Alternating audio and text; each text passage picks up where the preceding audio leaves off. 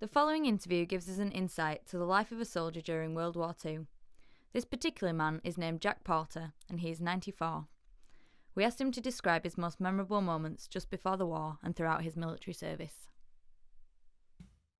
What was that at the beginning? There were 4 of us called up from Rochdale to go to Fulford Barracks in York. At 20-year-old, didn't drink, didn't smoke, and we all went to Sunday school. We stayed at York a bit, and then we were sent to Leeds. A chap comes in the barrack room, he says, you and you, he says, you're posted to Aldershot. I said, I'm getting married on Saturday. Oh, he said, I had cheese, like, you know. So, on the train down to Aldershot. Rolled in at Euston Station. The whole transport system was in chaos, as you can imagine. It took us to the Central Great Hotel. It was near Madame Tussauds Cinema. Now, the whole area had been bombed. Three sides of the hotel were flat. And at the front of the hotel, there was a great big notice, unexploded bomb. Well, Madame Tussauds had gone, but the screen was still up in the street, you know. The rest had been bombed flat. Bloke comes in, he said, you and you, he says, company office, going overseas, just like that.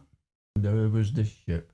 It was called the Highland Brigade, and it was a refrigerator ship.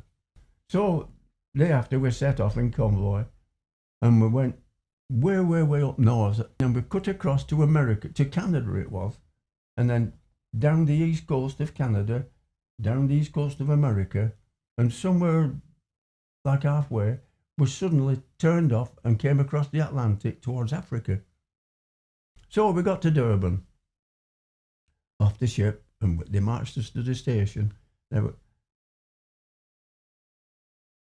was a lot of flats in Durban, just facing the coast, like, you know, and the people were, yeah, they were waving and shouting, you know. And the people of Durban, it was the only time I was ever welcomed as a British soldier. The only time. We left Durban, across to India, landed at Bombay. Off the boat, they marched us through the streets, and nobody took a blind bit of notice of you, you know. No cheering there. I was then with a chap called Smith, Akak Smith. He was an ex-anti-aircraft bloke. He was known as Akak Smith. And we were posted down to a place in southern India to do a job, just the 2 of us.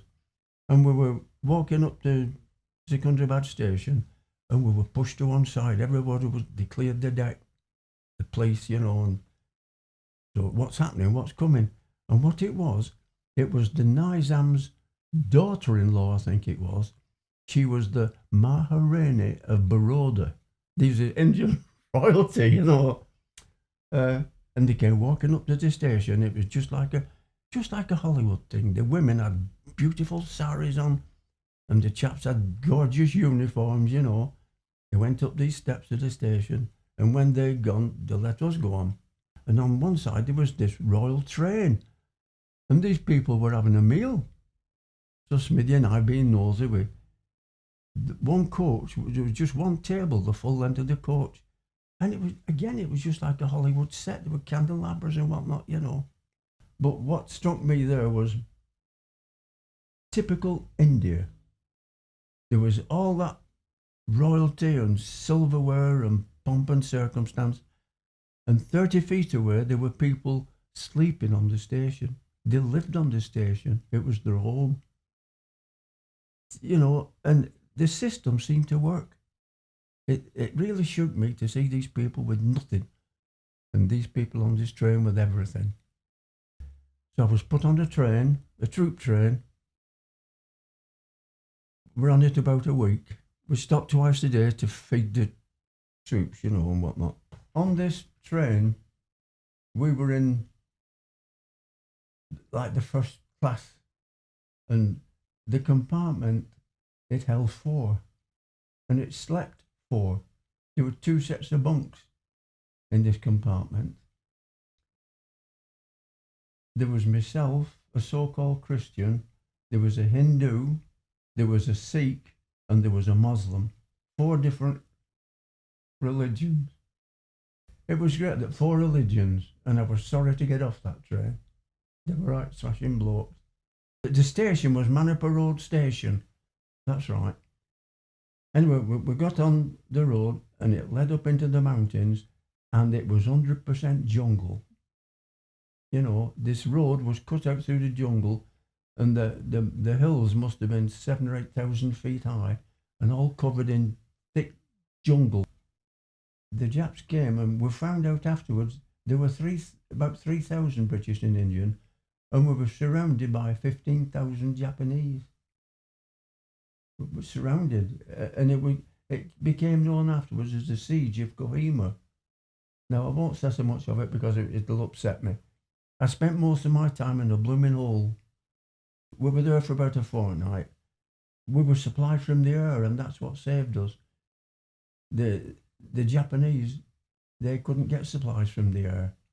And so at the end of about a fortnight, well, they were dying of starvation, short of ammunition, you know. It was a damn good job they did because we were at the end of our tether.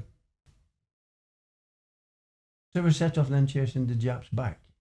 We had 1 or 2 skirmishes on the way. And like I said, we came to Irrawaddy. We didn't go in any of the houses in case they were booby trapped. So we went to sleep. We wakened up and I heard an animal roar.